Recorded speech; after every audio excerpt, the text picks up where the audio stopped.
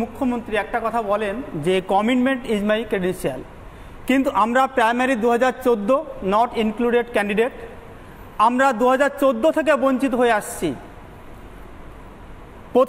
প্রথমে নিয়োগ হয়ে গেল 2014 সালে, এরপর আমাদের 20,000 নট ইনক্লুডেড পড়েছিল। তিনি 2020 সালে 11 নভেম্বর নবান্নে প্রেস কনফারেন্স করে তিনি ঘোষণা করেছিলেন এই যে 20,000 পড়ে আছে তার মধ্যে 16,500কে সবাইকে না হবে, ধাপে ধাপে নিয়োগ করা হবে। প্রথমে 16,500 না হবে, তারপর বাকিদের পরের স্টেজে না হবে। আলাপন বন্দ্যোপাধ্যায় তখন সঙ্গে ছিলেন এবং এই বক্তব্যটা তিনি রিপিট করেছিলেন যে পুরোটাকে না হবে, প্রথমে 16,500 তারপরে বাকিটা। কিন্তু এইখানে 2020 সালে আমার যে ইন্টারভিউ হলো 2021 সালে জানুয়ারি মাসে, সেখানে দেখা গেল যে 16,500 নেওয়া হলো না। এর উপরে পেছন থেকে কিছু ব্যাক ক্যান্ডিডেটদের নিয়ে মোটামুটি 12,000 12,500 মতো না হলো একটা ব্যাপক সংখ্যক ক্যান্ডিডেট পড়ে থাকলো, অর্থাৎ আমরা পড়ে থাকলাম। আমরা তখন জানতে পারলাম যে আমাদের যাদের আমরা 16,500 থেকে 20,000 মধ্যে যারা ছিলাম তাদের না হলো না, তাদের বঞ্চনা করা হলো, আর বাইরে থেকে কিছু ক্যান্ডিডেটদের নিয়ে না হলো। এবং তখন মানিকবাবু ঘোষণা করলেন যে প্রাইমারিতে নিয়োগ কমপ্লিট হয়ে গেছে। তাহলে 16,500 যদি না হয় 3,500 কোথায় গেল? এই আমাদেরকে বাদ দেওয়া হলো কেন? আমাদের সবার কাট অফ মার্ক আমরা পরে দেখলাম, লাস্ট এমপ্যানেল ক্যান্ডিডেট যারা ছিলেন সেখানে তাদের তুলনায় আমাদের কাট অফ মার্ক অনেক বেশি। তারপরে সেখানে র্যাঙ্ক জাম্প করা হলো, ক্যাটাগরি মেনটেন করা হয়নি, যারা ইন্টারভিউ দেয়নি, যারা পরীক্ষা দেয়নি, যারা সাদা খাতা জমা দিয়েছে, এমন অসংখ্য ক্যান্ডিডেটকে চাকরি দেওয়া হলো। তাহলে তিনি যে বলেন যে কমিটমেন্ট, এই কমিটমেন্টের উপরে তিনি যত আমি শুনছি কিছু মনে করবেন না, আমি আগের দিনই সুমন বাবুদের সাথে কথা বলছিলাম, ওদের তাও ওয়েমারটা বা হার্ড ডিস্কটা পাওয়া গেছে। যারা এই যে প্রাইমারির যে যাদের চাকরি হয়তো শিখেই চলে আছে তাদের নাকি ওয়েমারটাও পাওয়া যায়নি, এরকম ভয়ঙ্কর অবস্থা। ভয়ঙ্কর, কিন্তু সেটা তো পরিষ্কার বলছেন না। 1 বছর আগে কোর্টে রায় বেরিয়েছে, সিবিআইকে তথ্য দিতে বলা হয়েছে, পর্ষদকে দিতে বলা হয়েছে, কিন্তু 1 বছর যাবৎ কোনো তথ্য সেখানে সার্চ করা হচ্ছে না। আলটিমেটলি আমরা অন্ধকারে ঝুলে আছি। আপনারা রাস্তায় বসছেন না? এই বাংলায় আমরা ডাক্তার, শিক্ষক সবাই রাস্তায়। মাতঙ্গিনী হাজরা মূর্তির নিচে আমরা প্রায় 900 দিন ধর্ণা দিয়ে চলেছি, আমরা কোনো সৎ বিচার এখনো পর্যন্ত পাইনি। তিনি এই যে দুর্নীতি, তিনি যে বলছেন যে আজ যেটা ঘটলো 26,000-এ, এখানে যারা অযোগ্য যে 5,500-6,000, এই অযোগ্য অর্থাৎ চাল আর কাঁকড় আলাদা করা গেল না বলে কাঁকড়দেরকে তিনি সাপোর্ট করলেন আলটিমেটলি, অর্থাৎ দুর্নীতিগ্রস্তদের কিন্তু তিনি সাপোর্ট করছেন। তাহলে এরকমভাবে যদি হয় তাহলে কমিটমেন্ট কোথায় থাকলো? আলটিমেটলি পশ্চিমবঙ্গের শিক্ষা ব্যবস্থা কোথায় দাঁড়ালো? অযোগ্যদের তিনি সাপোর্ট করছেন, যোগ্য শিক্ষকরা তো জাতির মেরুদণ্ড, এভাবে তো জাতির মেরুদণ্ড তো ধ্বংস হয়ে যাচ্ছে। আমি সুমনবাবু, আমি বারবার বলছি, মানে একটা ভয়ঙ্কর দিক। আমি বিকাশ রঞ্জন ভট্টাচার্যের সাথে যখন কথা বলছিলাম তখনও বলছিলাম, মানে আপনাদের 26,000 প্লাস এই প্রাইমারি টিচারদের প্রায় 60,000, তারপরে পাহাড়ের চাকরি আটকানো, ICDS, এত ছেলে মেয়ে তারা স্বপ্ন দেখতো একসময় বাংলাতে তারা শিক্ষক হবে, আর এখন জবাব চায় বাংলাতে প্রতি সন্ধ্যাবেলা আপনাদেরকে আসতে হচ্ছে, স্কুল কলেজ সমস্ত কিছু বন্ধ করে রাস্তায় বসছেন বা স্টুডিওতে আসছেন। এই জীবন কি আপনারা চেয়েছিলেন? না না, আসলে আপনাদের চ্যানেলে এর আগেও আমি বলে গেছি, আমরা যখন 2011 সাল, সেই সময় রাজ্যের মুখ্যমন্ত্রী সিঙ্গুর নন্দীগ্রাম আন্দোলন, নেতাইয়ের আন্দোলন, আমাদের মতো ছাত্র যৌবনদের কাঁধে ভর করে সেই সময় পরিবর্তনের সরকার এসেছিল, বলেছিল বদলা নয় বদল চাই। তারপরে আমরা আশায় বুক বেঁধেছিলাম, কিন্তু যদি শিক্ষক নিয়োগ ধরেন তাহলে দেখবেন এই আমাদের মাননীয় চেয়ারম্যান ছিলেন এসএসসি চিত্তরঞ্জন মণ্ডল, তার আমলে কিছু একটু নিয়োগ হয়েছিল, তারপর এসএসসি 2016 দেখছেন দুর্নীতিতে ভরা আমাদের চাকরি চলে গেছে। এই বাংলায় প্যারা টিচাররা আন্দোলন করছে 42,000। আমরা বলছি তো সংগ্রামী যৌথ মঞ্চ, আমরা দীর্ঘদিন ধরে 802 দিনের বেশি দিন ধরে আন্দোলন করছি। আমি জাস্ট বলছি যে প্যারা টিচারদের কি অবস্থা, বয়কট করবে বলছে, আমি প্যারা টিচারদের কি অবস্থা, ময়ূকদা জাস্ট একটা মিনিট, প্যারা টিচারদের কি অবস্থা? তাদের যে বেতন দেওয়া হয় সেই বেতনে এক কলকাতা শহরে যারা পরিচালিকার কাজ করে তার থেকেও কম বেতন দেয়, ওই বেতনে পরিবার চলে না। তাদের সমকাজে সমবেতন না হলেও অন্তত একটা ন্যূনতম স্কেল দেওয়া হোক, এই দাবি আমরা রাখছি এবং রাজ্য সরকার এই দাবি মেনে নিক। বিদ্যালয় শিক্ষা ভেঙে গেছে, আপনি দেখছেন এনএসকিউএফদের 6 মাস 7 মাস 3 মাস মাইনা নেই এবং কি ভয়ঙ্কর অবস্থা এনএসকিউএফদের, যে বেসরকারি তারা কেন্দ্রীয় সরকারের কাছ থেকে সর্বশিক্ষা অভিযান থেকে যে 60-40 রেশিওতে টাকা পায়, অথচ তাদেরকে বেতন দেওয়া হয় না। প্রাইভেটাইজেশন একটা অন্য এজেন্সি থেকে তাদেরকে বেতন দেওয়া হয়, সেই প্রাইভেট এজেন্সির মালিকগুলো সব শাসক দলের ঘনিষ্ঠ। আপনি কত বঞ্চনা বলবেন? যারা অস্থায়ী কর্মচারী রয়েছে তাদের সামান্য বেতন দেওয়া হয়, তাদের যোগ্যতার ভিত্তিতে নিয়মিতকরণ হচ্ছে না। এই যে পাহাড়ে দেখছেন নিয়োগ নেই, পিএসসির নিয়োগ নেই, ফুডের নিয়োগ নেই, শিক্ষকতার নিয়োগ নেই, এই বঞ্চনা দিয়ে পশ্চিমবাংলা চলছে। আমরা এর বিরুদ্ধে তার মানে বাংলাতে আপনারা আপনাদের পরবর্তী প্রজন্ম বা ছাত্রছাত্রীদের বলে দিন, বাবা তোরা যাই কর না কেন স্কুল কলেজে যাস না, অন্য যা ইচ্ছা কর। এবং এটাই বোধহয় বানানোর চেষ্টা হচ্ছে।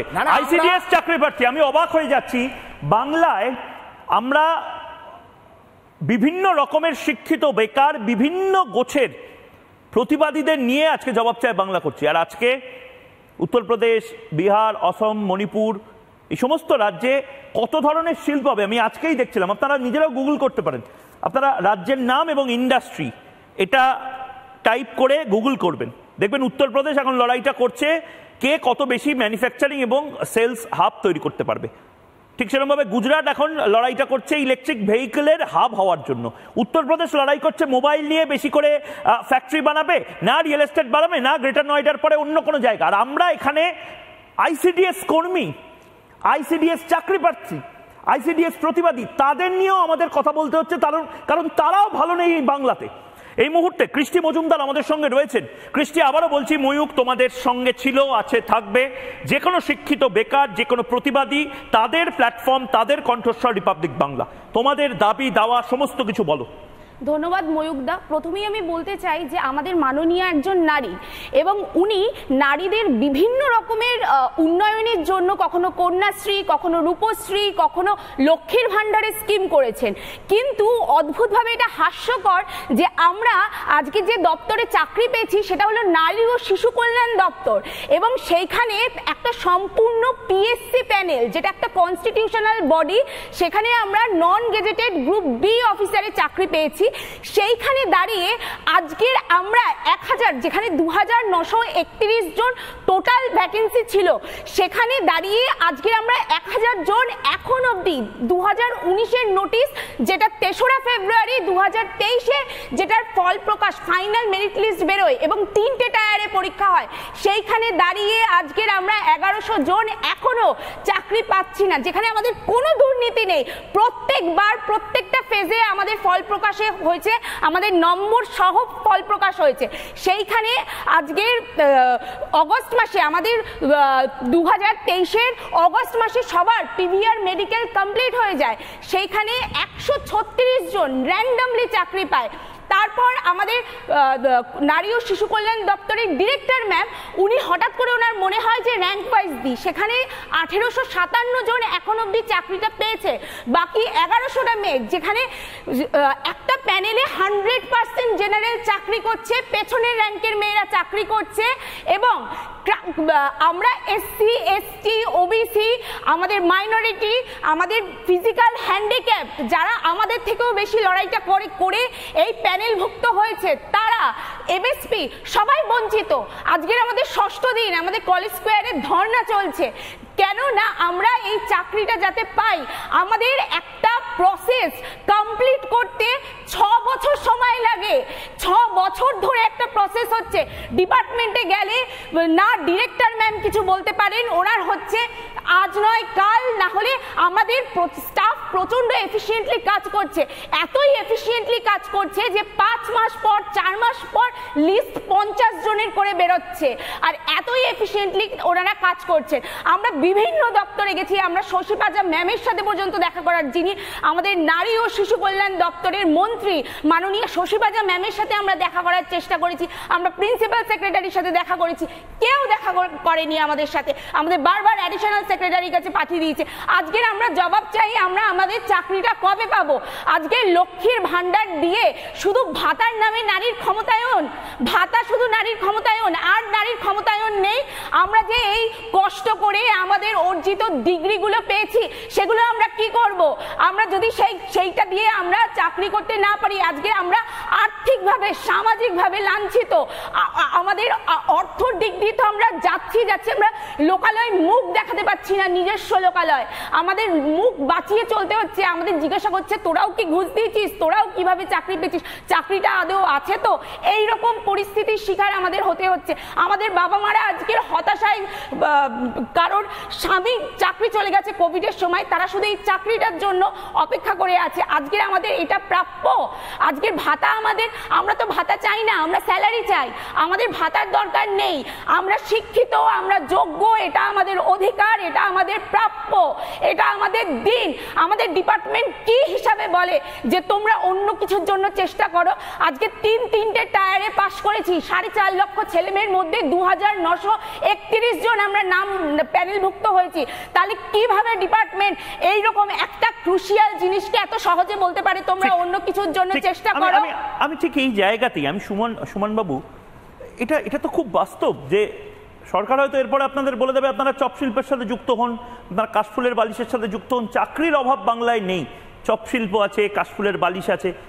আমার বাংলাতে এরকম দিন আসবে কেন যেখানে আপনারা চাকরি প্রার্থী, শিক্ষিত, আপনারা কেউ কয়লা চুরি করেন না, গরু চুরি করেন না, শিক্ষিত হয়ে মাথা উঁচু করে শিক্ষক হতে চেয়েছিলেন। এরকম দিন আসবে আর আমরা সবাই চুপচাপ বসে থাকবো এভাবে?